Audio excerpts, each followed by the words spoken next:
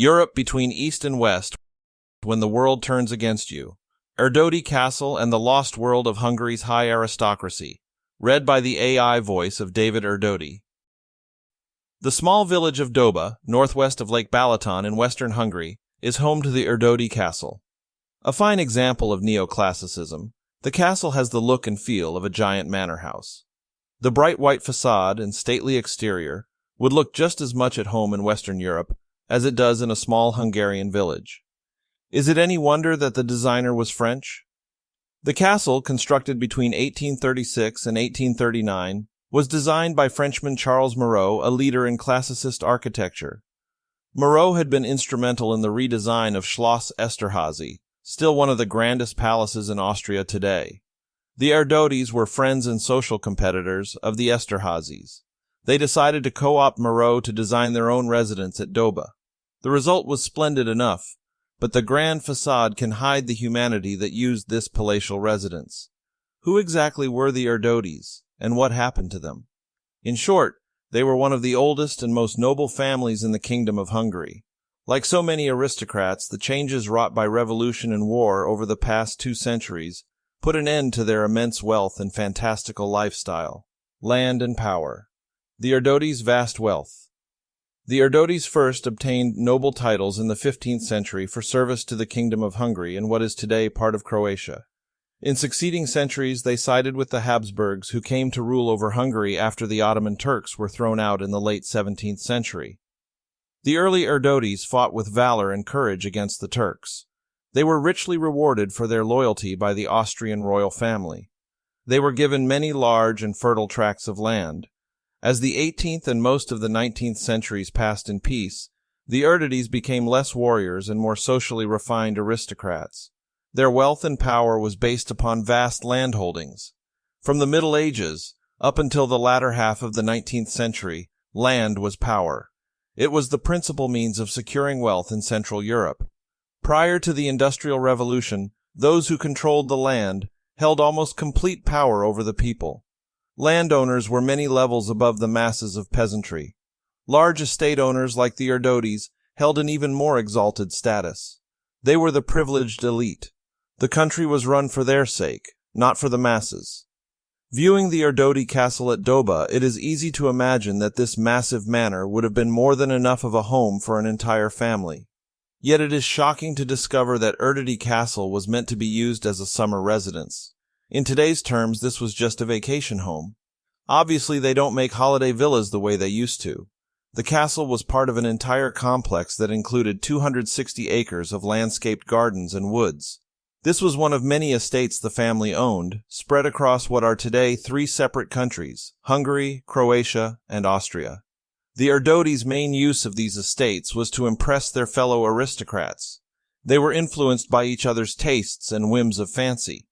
This was not only an age of excess, but also of entitlement. The famous House of Esterházy was a direct influence upon the Erdodys. Besides sharing one of the same architects for their palaces and castles, the famous Esterházy court musician Joseph Haydn also had patrons among the Erdody clan. He went so far as to compose an Erdody quartet. Haydn may have been a musical genius, but he owed his livelihood to the Erdodys and Esterházys of the world. These families were so rich and powerful that they even held men such as Haydn in virtual servitude. The end of the age of entitlement. Like the Esterházys, though, the Erdodys' power declined as mass movements and radical upheaval took hold across much of Europe. The liberation of people and the liberation of land were in many ways inseparable. The Industrial Revolution freed many from the yoke of virtual serfdom. Revolutions did the rest. For all their wealth, the Erdodys of the world could not control the forces of change wrought by war. Men such as István Erdody, who mediated the historic Austro-Hungarian Compromise of 1867, and Tamás Erdody, who was an aide to Emperor Karl IV, the final Habsburg monarch, were forgotten in the maelstrom of social change. The Second World War proved to be the final death knell to the family's glory in Hungary. The Erdodys eventually fled westward, though this flight offered little refuge from the vicissitudes of war. The family palace in Vienna had to be demolished due to bomb damage. Meanwhile, in Hungary, all of their wealth was expropriated by the communist regime. They could not take their land with them, but at least they were able to escape with their lives. Then again, what is an aristocrat without landed estates? What is an aristocrat without servants, lavish balls, and gilded chambers? Scores of Erdody heirs were left to answer those questions by the middle of the 20th century. Their answers have been less than resounding. The Erdody name has been all but forgotten. Like so many others who once owned most of Hungary and Central Europe, they have faded into anonymity and been swallowed by oblivion. The world of the Erdodis is just as lost to us as that of the ancient Romans. Perhaps this is only fitting. This was a world that was only theirs. It was never meant for the rest of us. All that is left today are slowly crumbling castles and manor houses full of drafty rooms. Restoration may bring a structure back to a rough approximation of its former self, but it will never bring back the humanity that gave it life. The best that can be hoped for an Erdody castle today is to become an echo chamber for tourists' footsteps, or a fantasy fixer-upper for modern-day dreamers trying to reimagine the past. Imagination is a beautiful thing, but in comparison to Erdody Castle's fantastical past, it would hardly come close to replicating the gilded reality of that lost world. A century later and gone forever, the lost world of aristocracy. Today, the Erdody Castle is almost forgotten along with the village of Doba. The only residents at Erdody are psychiatric patients, as it is now used as a mental institution.